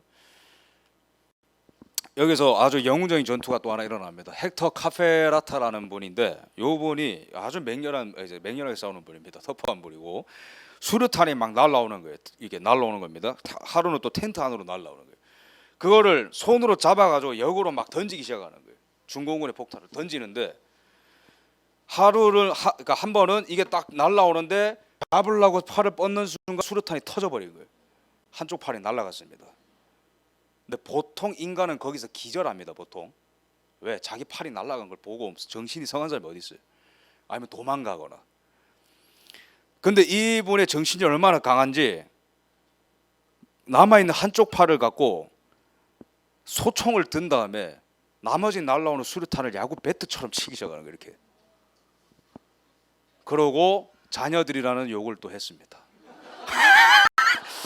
미국은 자녀들을 많이 찾아요, 그죠? 출산율이 높은 나라니까. 이런 어떤 위대한 정신력을 갖고 막 이렇게 이겨내는 거예요, 해병대가. 그러면서 마침내 고지가 다 와가는데 또 중공군이 얍삽하게 유일한 퇴강 루트인 다리를 또 이게 교량을 또 팍 끊어버렸어요, 폭탄으로. 그래서 이거는 와, 더 이상 절체절명의 이 순간에서 더 이상 우리는 더 이 에너지를 유지할 수 없는데 어떻게 해야 되나? 이때 또 미군의 공군이 또 날라와가지고 교량을 조립할 수 있는 부품들을 막 내려주는 거예요. 그래서 이걸 다 막 조립해가지고 건너고 이제 이런 일들이 있었습니다. 그러다가 이 마지막 고지에 다다르기 전에 더 이상 못 싸우겠다. 99%다 했다. 나는 이제 끝났다. 근데 이제 저기 어렴풋이 중공군이 다 또 언덕에서 보이는 거예요. 이제 끝났다 이제. 근데 자세히 보니까 중공군이 총을 안 쏘는 거예요. 다 얼어 죽었습니다. 중공군도. 이거는 그래픽으로 표현한 건데 중공군도 한계까지 간 거예요. 영하 30도에서 2달 동안 어떻게 버팁니까? 그러면서 이 그 중공군을 또 포로로 잡고 전투하면서 메르디스 빅토리오의 하나 둘씩 해병대원들이 승선하게 됩니다. 정말 드라마틱한 작전인데 이 작전이 왜 위대하고 왜 위대하냐면은 그 결과가 뭐냐? 12만 명이죠. 처음에 25만 명이 들었는데 그 절반이 장진호 전투에 빠진 겁니다. 중공군 입장에서. 근데 그 40% 그러니까 중공군의 40%의 전력을 발을 묶어버린 거예요. 한 개 해병대 사단이. 그러니까 한국 전쟁이 하루 이틀 한 명 두 명이 아주 중요한데 40%의 병력을 거기서 다 발을 묶어버린 거예요. 2달 동안. 엄청난 희생을 치르면서 그죠? 그래서 한국 전체 전체 차원에서도 유의미하고 이런 민간인들이 배를 타고 탈출할 수 있게끔 그죠? 덩케르크 이런 것만 명작이 아닙니다. 이런 것도 영화로 나와야 돼요. 그래서 영화 국제시장에서 초반부에 이런 게 나오잖아요, 그죠? 국제시장 초반부에 막 막순아 막 이러고 그죠? 막순이 맞나요? 뭐 죄송합니다, 갑자기. 네. 그 어쨌든 이런 엄청난 전투다. 그래서 저는 장진호 전투를 아주 의미 있게 평가를 합니다. 20분만 더 하고 마치겠습니다. 예. 한국 전쟁의 영웅들인데 많은 어떤 이런 그 장성들과 병사들의 투혼 그죠? 이거 인간의 영역이 아닙니다. 팔 한쪽 날라갔는데 이렇게 하고 그죠? 부상 당했는데 끝까지 싸우고 그죠? 내가 도망가면 나를 쏴라 이런 말은 원래 인간 본성이 못 하는 거예요. 하나님이 다 이렇게 주관하시는 겁니다. 이 나라를 살리려고 그죠? 어쨌든 근데 마지막 활용 점정은 뭐냐? 한국 전쟁의 활용 점정은 다시는 전쟁이 안 나는 나라로 만드는 겁니다. 그죠? 그게 본질이잖아요. 그죠? 전쟁이 왜 났죠? 힘의 공백이 무너졌기 때문에 난 겁니다. 그죠? 그러면 힘의 밸런스를 다시 맞춰 놓는 작업을 하지 않으면은 한반도는 다시 한번 전화로 둘러싸이는 거예요. 그러면은 이 나라가 휴전 협정을 맺는 것보다 더 본질은 뭐죠? 힘의 균형을 맞춰 놓는 겁니다. 그것은 철저히 이승만이라는 개인적인 역량에 기댄 업적이었습니다. 요거는 나중에 카도시 거기 이제 본격적으로 올라갈 거기 때문에 제가 모든 걸 풀진 않습니다. 근데 이제 51년 중반부터 휴전 협정의 레이스가 시작이 돼요. 전쟁 전체 기간은 3년입니다. 50년에서 3년인데 1년 반쯤에 중요 전투는 다 끝납니다. 그럼 나머지 1년 반은 뭐냐? 어디 라인으로 그어서 국경을 만드느냐, 어떤 조건으로 휴전협정을 맺느냐, 그걸로 싸우는데 대다수의 한국 국민들이 모르는 진짜 전쟁이 있습니다. 그게 바로 미국과 이승만의 대결이고 이승만과 국회의원들의 대결입니다. 이게 무슨 말이냐? 1952년부터 어떤 전쟁이 일어나게 되냐면은 보이지 않는 아주 치열한 전쟁이죠. 우리나라 국회의원들은 간선제를 주장했어요. 우리나라 지금 직접 투표할 수 있는 거 이승만 대통령 때문입니다. 52년에 국회의원들은 간선제, 국회의원들을 우리가 뽑으면은 그 국회에서 대통령, 총리 마음껏 뽑고 마음껏 교체하고 그게 간선제죠, 그죠? 근데 직선제, 이승만의 직선제는 국민이 직접 뽑게 하고 직접 뽑힌 대통령이 국민과 국가에 책임지는 체제로 가죠. 그게 충돌했는데 여기에 밥숟가락을 얻는 존재가 미국인 거예요. 야당을 이용해 가지고 간선제를 주장하는 민주당을 응원해서 미국이 휴전 협정을 맺도록 몰아가는 거예요.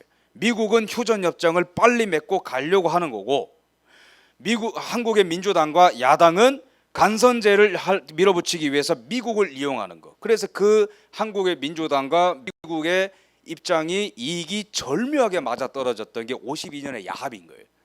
그럼 이거를 막아설 수 있는 유일한 힘을 갖고 있는 사람은 이승만밖에 없었습니다. 이승만의 무기는 세 가지로 표출됩니다. 첫 번째, 언론. 영어에 통달한 사람이잖아요, 그죠? 하버드, 조지 워싱턴, 프린스턴 나온 사람입니다.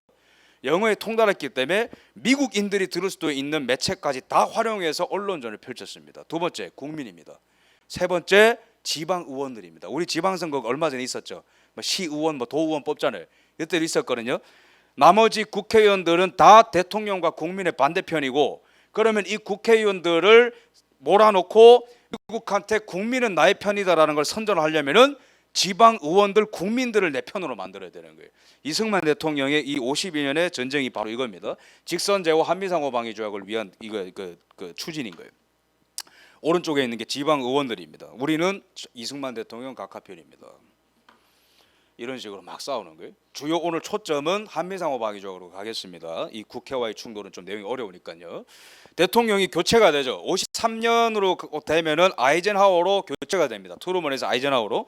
아이젠하워 같은 경우에는 군으로서 커리어를 쌓았지만 당시에 미국의 열망은 전쟁 그만하자입니다. 미국이란 나라의 특징은 정당한 전쟁이라면은 초반에 엄청나게 많이 지원을 해요. 지지율도 올라갑니다. 실제로 트루먼의 지지율이 초반에 많이 올라가죠. 근데 이 아무리 정당한 전쟁이라도 후반부로 갈수록 미국의 소진하는 부분이 크면은 힘들어져요. 국민 지지가 떨어집니다. 가까운 예가 이라크 전쟁이죠, 그죠? 한국 전쟁도 당시에 엄청나게 초반에는 인기가 좋았는데 너무 길어지고 언론을 통해서 젊은이들이 죽어간다 이러니까 트루먼의 지지율이 50%대에서 20%대로 확 내려가는 거예요. 그래서 민주당이 패배했고 공화당의 아이젠하워가 당선됐는데 미국의 외교 정치는 항상 국내 지지율의 지배를 받습니다. 이걸 알아야 돼요. 독자적으로 외교가 따로 있고 국내형이 있는 게 아니고 국내의 여론에 따라 외교 정책이 움직입니다. 그러니까 아이젠하워로 교체가 됐다는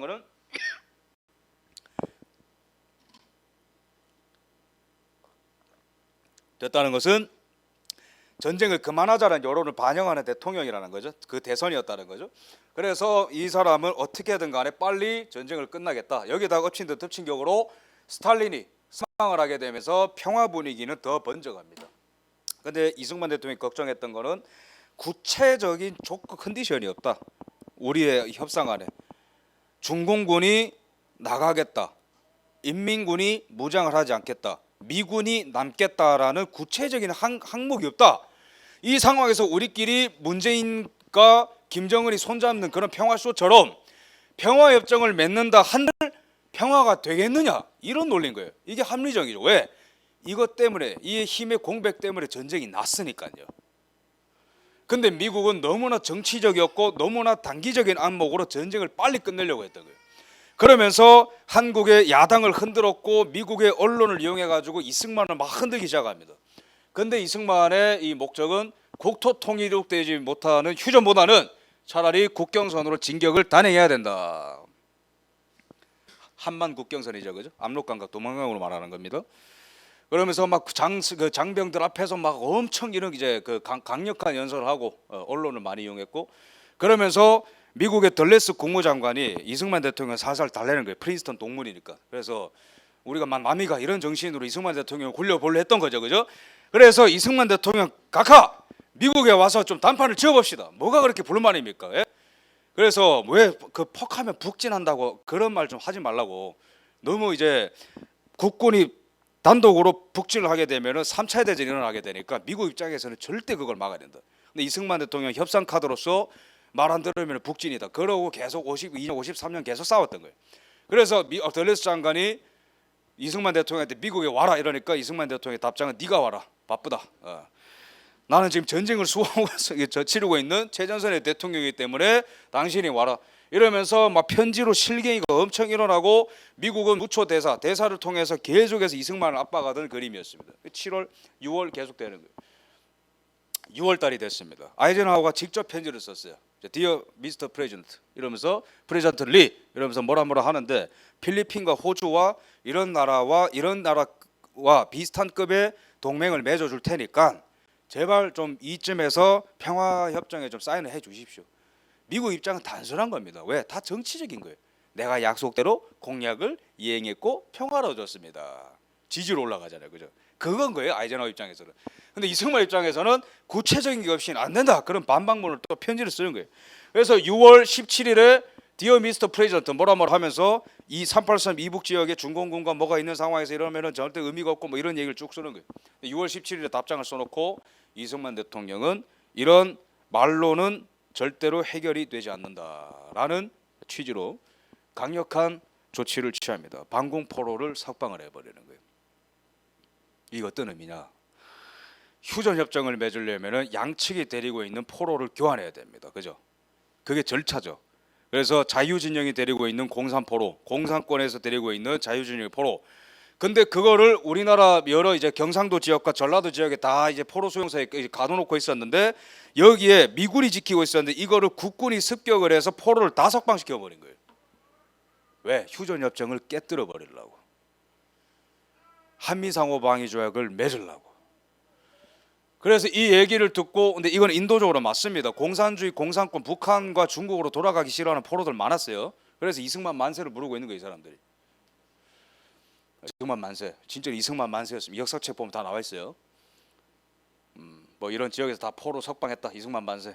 그러고 아이젠하워는 내가 대통령 중에 자다가 깰 때는 처음이었다. 우리 목사님께서 자주 말씀하시는 거 있죠. 자다가도 깰 때입니다.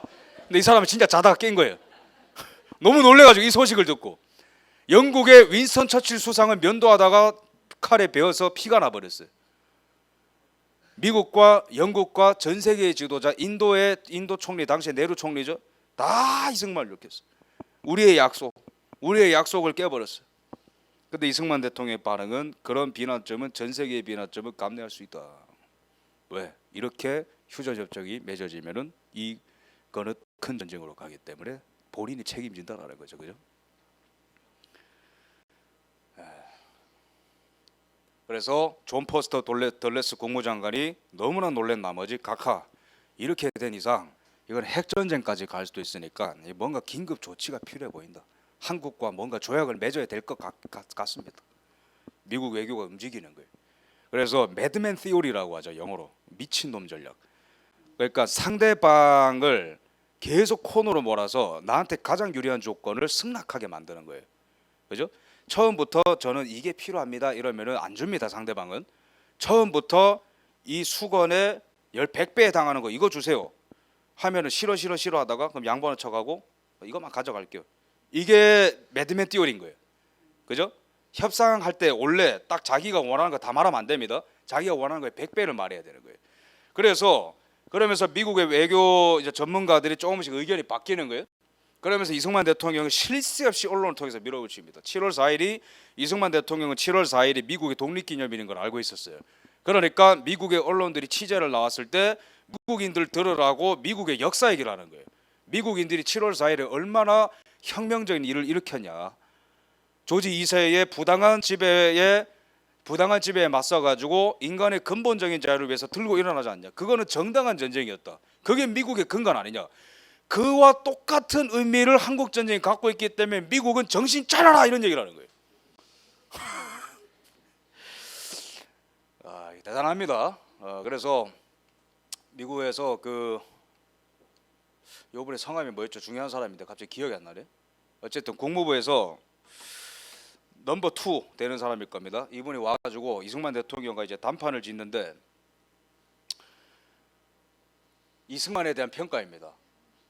빈틈없고 수완이 있고 상인이고 대단히 감정적이고 비합리적이고 광신적이고 충분히 나라를 자살의 길로 이끌어갈 수 있다. 이게 뭐냐면은 정말 이 사람은 북진 통일할 것 같다 이런 얘기를 하는 거예요.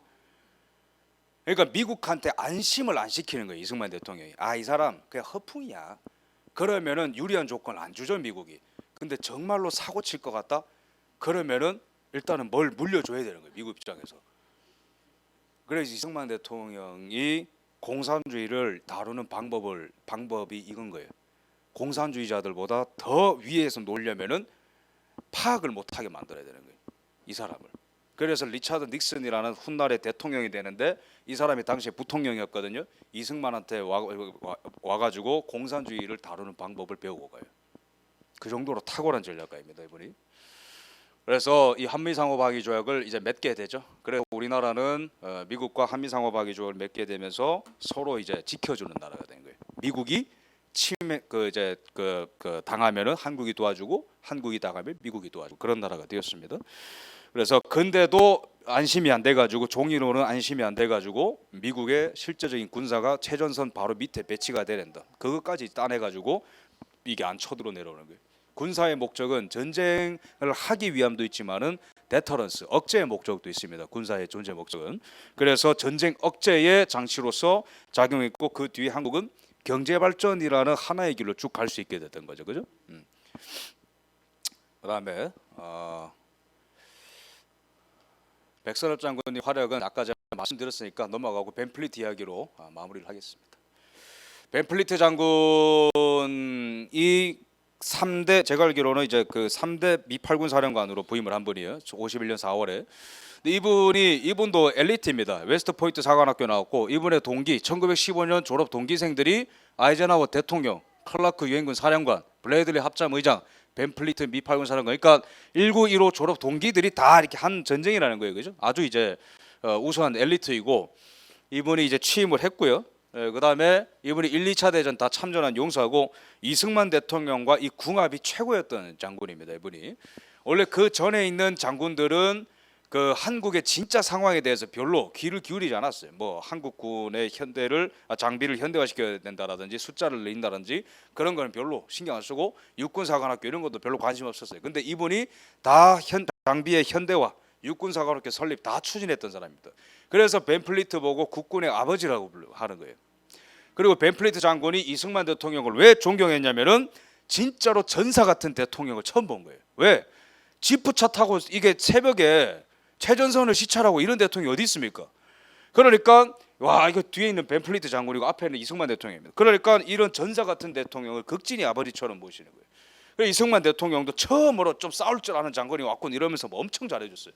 아들과 아버지와 같은 존재로서 서로가 돈독했고, 이승만 대통령이 굉장히 외롭게 하와이에서 이제 그 서거하셨는데, 그 시신 운반도 한국으로 갖고 올 때 갖고 오신 분이 벤플리트 장군입니다. 그 정도로 이제 그 서로 우애가 있었던 거예요. 이승만 대통령을 또 존경해가지고 벤플리트 장군이 선물로 인도에서 호랑이를 받아온 적이 있어요. 벤플리트 장군이 인도에서 호랑이를 가져왔는데 그거를 이승만 대통령한테 선물로 줬어요. 호랑이를 가지십시오. Take my tiger. 죄송합니다. 근데 이승만 대통령이 경무대, 당시 청와대를 경무대라고 부르는데 경무대 호랑이는 좀 아닌 것 같다. 그래서 동물원에 기증을 하고 그런 사건도 있었어요. 그래서 이런 또 뭐 38도선을 방어하고 이런 또 이제 큰 업적도 있고요. 이분이 넘어가고 서울을 또 재탈환하는데 중요한 역할을 했고요. 그다음에 넘어가서 이 53년 2월 11일에 미8군 사령관에서 자진 사임합니다. 왜냐하면은 이 전쟁이 더 이상 의미가 없다고 바라본 거예요. 휴전협정이 계속 밀고 당기고 하고 있고 내가 장군으로서 큰 역할을 하고 있는 것 같지 않다. 그래서 사임을 하고 미국 본토로 넘어가서 이 외교 영역에서 한국의 군사 지원, 경제 지원을 미국으로부터 끌어내기 위해서 수많은 노력을 했던, 또 한국인보다 한국을 더 사랑했던 사람이죠. 그 다음에 오늘 최종 이야기인데, 벤플리트 장군의 아들이 있습니다. 벤플리트 장군의 아들, 벤플리트 주니어, 왼쪽에 계신 분이고, 그때 당시에 이 벤플리트 장군의 생일을 맞아가지고 아들이 또 방문했고 공군으로 참전했어요, 한국 전쟁에. 근데 아들도 2차 대전에 참전했고 그리스 내전에 참전을 했기 때문에 한국전에 참전 안 해도 됩니다. 당시 기준으로, 법으로 따지면은. 근데 이분이 아버지가 싸우고 있는 이 정당한 전쟁, 정의로운 전쟁에 아들도 함께하겠다 온 거예요.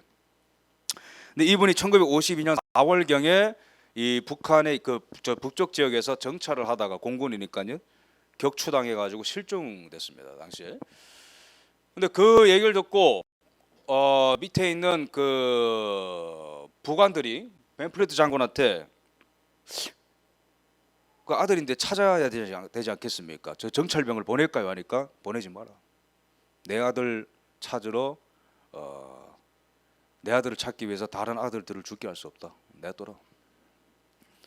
근데 그렇게 쿨한 모습을 보였지만은 당시의 증언에 따르면은 그렇지 못하죠. 아버지가 자기 아들이 실종됐는데, 그래서 자기 아들이 실종된 그 지역의 그 지도를 계속 물끄러미 보고 그런 거예요. 뒷모습이. 그러면서 이런 게 언론을 타니까 당시에 미국의 그 어머니들이 한국전에 자신의 아들들을 남편들을 보낸 그 부인들이 다 편지를 써가지고 벤플리트 장군한테 위로 편지를 보내는 거예요. 근데 벤플리트 장군이 이제 공식적으로 이렇게 이제 화답을 하죠. 예수님께서 기독교 신자입니다. 예수님께서 친구를 위해서 죽는 것보다 더 큰 사랑은 없다고 하였습니다. 우리는 이곳에 아직 자유를 찾지 못하는 사람들을 위해서 온 것이기 때문에 너무 개념치 마십시오.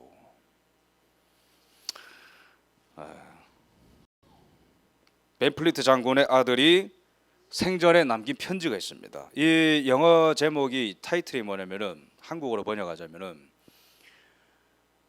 남편을 군인으로 두고 또한 아들을 군인으로 둔 여인에게 라는 편지의 제목이에요. 이게 생전에 이제 보냈던 편지인데 읽겠습니다. 사랑하는 어머니, 이 편지는 군인의 아내에게 바치는 편지입니다. 눈물이 이 편지를 적시지 않았으면 합니다만 저는 자원에서 전투 비행 훈련을 받았습니다. 저는 전투 중에 B-26 폭격기를 조종할 것입니다. 아버지께서는 모든 사람들이 두려움 없이 살 수 있는 권리를 향유할 수 있도록 싸우고 있으며 드디어 저의 미력한 힘이 남아 보탤 시기가 도래했습니다. 저를 위하여 기도하지 마십시오. 그 대신 위급한 상황에서 자유 수호를 위해 국가로부터 소집된 나의 승무원들을 위해서 기도해 주십시오. 그들 중에는 무사히 돌아오기만을 기다리는 아내를 둔 사람도 있고 아직 가정을 이뤄본 적도 없는 사람도 있습니다. 저는 최선을 다할 것입니다. 그것은 언제나 저의 의무입니다. 어머니, 그럼 안녕히 계십시오. 아들 짐 올림. 마지막 편지입니다. 여기서 참 감동적인 거는 저를 위하여 기도하지 마십시오. 보통 우리는 이때 기도해 주세요 이러죠, 그죠? Pray for me. 저 살아남을 수 있게 기도 좀 해주십시오. 물론 그런 기도도 정당합니다. 하지만 이분의 기도 제목은 좀 다르죠. 더 기도가 필요한 내 친구들이 있다라는 거죠. 본질은 그 양보할 수 있는 그리스도 은혜 위에 서 있는 그 여유, 넉넉함, 그리고 또한 의무라는 표현, 그죠? 그것은 언제나 저의 의무입니다. 저와 아버지는 여기에 왜 왔는가? 두려움 없이 살 수 있도록 그 권리를 향유할 수 있도록 저는 여기에 와 있으니 너무 괴념치 마십시오. 여기서 우리는 참된 자유를 발견할 수 있습니다. 자유란 갈라디아서 5장 1절이 말하는 것처럼 그리스도께서 우리를 자유케 하시려고 우리에게 자유를 주셨으니 그러므로 너희는 굳세게 서서 다시는 종의 멍에를 매지 말라. 아멘. 그리스도인에게 참된 자유란 그리스도에게 완전히 종속되는 것이 그리스도의 자유입니다. 그리스도인의 자유입니다. 또한 우리 한국 전쟁의 위대한 그 용사들과 영웅들을 통해서 알 수 있는 것은 참된 자유란 자기가 누릴 수 있는 권리를 자발적으로 포기하는 게 진짜 자유입니다. 대한민국 여기까지 생존할 수 있었던 것, 한국 전쟁이 큰 역할을 했습니다. 여기에 수많은 참전 용사들의 내 생명과 권리와 자유를 자발적으로 내려놓는 참된 자유인들의 희생과 자유를 한번 맛보고자 했던 그 자유를 갈망하는 자들의 집념이 한국 전쟁의 저는 주요 주제라고 생각을 합니다. 우리 그리스도인들도 우리가 누리고 있는 자유, 그리스도를 통해서 주어진 것이죠. 우리가 찾은 게 아닙니다. 수많은 자유인의 희생을 통해서 또 다른 자유인이 탄생했던 게 대한민국의 역사인 거예요.